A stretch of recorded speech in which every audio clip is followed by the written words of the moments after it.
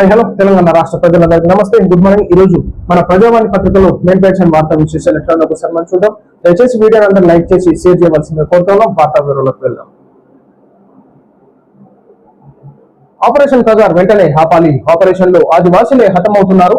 ఇది ప్రజాస్వామ్య సూత్రాలకు విరుద్ధం. మావోలతో వెంటనే శాంతి చర్చలు జరపాలి. ఇందిరా పార్క్ వద్ద మహాధర్నాలో మేధావుల పిలుపు అన్నట్టు ఏదైతే మరి కోదండరాం గారు ఆపరేషన్ కగార్ కు నిరసనగా ఇందిరా పార్క్ వద్ద అఖిల పక్షాలు మహాధర్నా చేపట్టాయి. ఆ కేంద్ర ప్రభుత్వం చేపట్టిన ఆపరేషన్ కగార్ ను ఎత్తివేయాలని పలువురు ఈ మహాధర్నాలో డిమాండ్ చేశారు.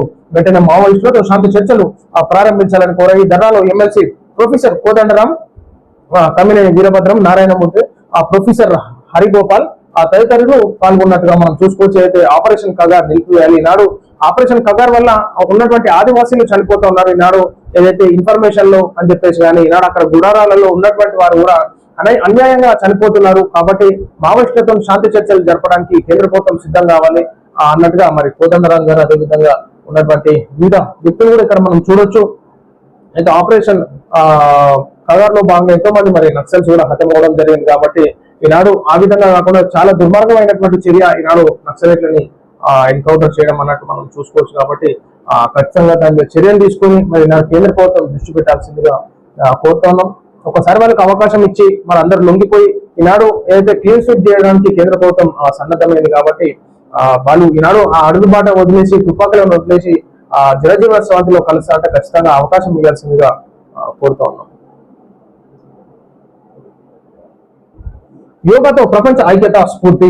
ఆ యోగా అనేది కేవలం వ్యక్తిగత ఆరోగ్యం గురించి మాత్రమే కాకుండా మానవత్వం, పర్యావరణ పరిరక్షణ, ప్రపంచ ఐక్యత స్ఫూర్తిని నెలకొల్పడానికి కూడా తోడ్పడుతుందని ప్రధాని మోడీ పేర్కొన్నారు. జూన్ 21వ తేదీన విశాఖపట్నంలో జరిగే అంతర్జాతీయ యోగా దినోత్సవ కార్యక్రమంలో ప్రజలు పెద్ద ఎత్తున పాల్గొనాలని ప్రధాని పిలుపునిచ్చారు. ఈ మేరకు యోగా దినోత్సవ సందేశంతో కూడిన లేఖను ప్రధాని విడుదల చేశారు. గ్రామీణ ప్రాంత ప్రజలు యోగా కార్యక్రమాల్లో పాల్గొనాలని చెప్పేసి యోగాతో ప్రపంచ ఐక్యత స్ఫూర్తి అన్నట్టు ఈనాడు యోగా గురించి నరేంద్ర మోడీ గారి ఆలోచనలు చాలా బాగా ఉంటాయి. ఎందుకంటే ఖచ్చితంగా డైలీ యోగా చేసినాకనే ఏ కార్యక్రమాలైనా ప్రారంభించడం జరుగుతూ ఉంటుంది. కాబట్టి యోగా వల్ల చాలా బెనిఫిట్స్ ఉంటాయి, హెల్త్ బెనిఫిట్స్ ఉంటాయి. కాబట్టి ఈనాడు ఎన్నో రోగాలకు యోగాతో ఫుల్ స్టాప్ పెట్టొచ్చు. కాబట్టి ఈనాడు డాక్టర్లు కూడా యోగాని ఫాలో అవుతూ ఉంటారు. కాబట్టి ఖచ్చితంగా ప్రజలు యోగాని ఫాలో అవ్వాల్సిందిగా మేము కోరుతాం. 42% బీసీ రిజర్వేషన్లు సాధిస్తాం, అంతవరకు విశ్రమించేది లేదు. రౌండ్ టేబుల్ సమావేశంలో ఎమ్మెల్సీ కవిత మరి మీరెందుకు చేయలేదు? మీరు ఎందుకు తగ్గించారు? మీ నాయన తగ్గించినప్పుడు ఎందుకో పోరాటం చేయలేదు? మీ నాయన ఉద్దారకం మీద అంతా చేసింది మీ నాయన. మళ్ళీ ఇప్పుడు మీరు వచ్చి పిడికి బట్టి బీసీ రిజర్వేషన్ సాధించాలని చెప్పేసి అంత ప్రజలరా మీరు అన్ని బూటకపు మాటలు డ్రామాలు నమ్మకూరి. చేసిన ఉద్దారకమే బీసీలకు అన్యాయం చేసిందే వీళ్ళు. అసలు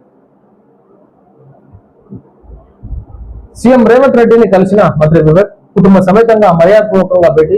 జూబ్లీ నివాసంలో ముఖ్యమంత్రి రేవంత్ రెడ్డిని మంత్రి వివేక వెంకటస్వామి కుటుంబ సమేతంగా మర్యాదపూర్వకంగా ఏదైతే మంత్రి పదవి మరి కేబినెట్ మినిస్టర్ గా చోటు రావడంతో మరి మర్యాదపూర్వకంగా సీఎం దంపతులని కలవడం జరిగింది.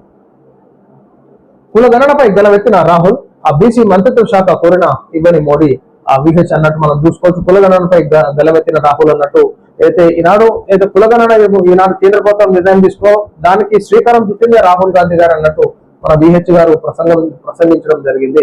సో ఈనాడు దేశవ్యాప్తంగా భారతదేశంలో కులగణన జనగణన ఖచ్చితంగా జరగాల్సిందే.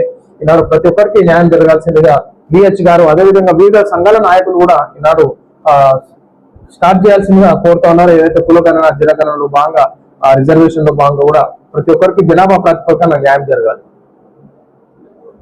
Needs and dresses, men's wear, kids wear and uniforms, school college other uniforms అన్నట్టు ఆప్రాన్స్.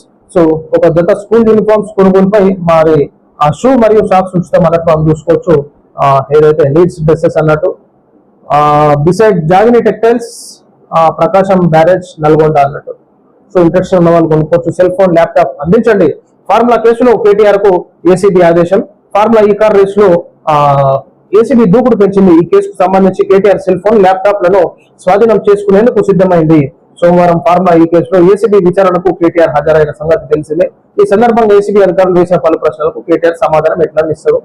ఇంకా సెల్ ఫోన్, ల్యాప్టాప్ అంట, ఏ సెల్ ఫోన్ యూజ్ చేసిండు, ఏ ల్యాప్టాప్ యూజ్ చేసిన అని ఎవరు ఇస్తారు? అంతా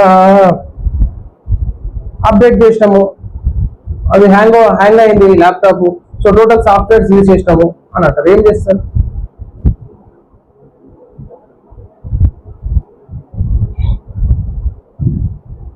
రాష్ట్ర అభివృద్ధి చూసి ఓడలేకపోతున్న ఆ బీఆర్ఎస్ 10 ఏళ్ల అధికారంలో ఉండగా అప్పులు చేసిపోయారు. చిన్న కరెంట్ అప్పులు కూడా నెత్తిన వేశారు. డిమాండ్ కు తగ్గకుండా విద్యుత్ సరఫరా చేశాం. భూపాలపల్లి జిల్లాలో పలు అభివృద్ధి పథకాలకు బట్టి శ్రీకారం. సౌర విద్యుత్ ప్రాజెక్టుల్లో మహిళలకు భాగస్వామ్యం అన్నట్టు మనం చూసుకోవచ్చు.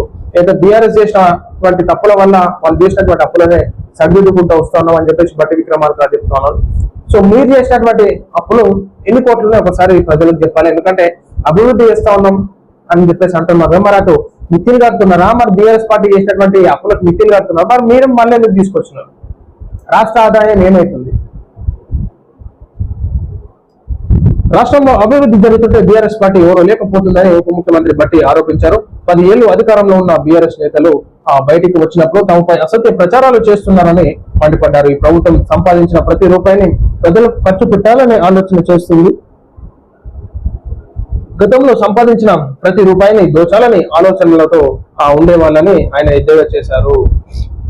మీరు ఏ పార్టీ చేస్తారో చూద్దాం. బట్టి విక్రమార్క గారు ఫోన్ ట్యాపింగ్ కేసులో కీలక విషయాలు. షర్మిల ఫోన్ ట్యాప్ చేసిన గత ప్రభుత్వం చెల్లె సమాచారాన్ని అన్నకు చేరవేసినట్లు అనుమానాలు అన్నట్టు ఈ షర్మిల కూడా అంటుంది అనమాట. నా ఫోన్ కూడా మా అన్న ట్యాప్ చేయించిండేమో అని చెప్పేసి అంటుంది. అంటే అర్థం చేసుకోలేదు కథ. 3 ఎకరాల రైతులకు తొలుత రైతు భరోసా 1551.89 కోట్ల రూపాయలను విడుదల చేశాం. తుమ్మల తెలంగాణ రాష్ట్రంలో 3 ఎకరాల వరకు భూమి ఉన్న అన్నదాతలకు రైతు భరోసా నిధులను ప్రభుత్వం జమ చేసింది.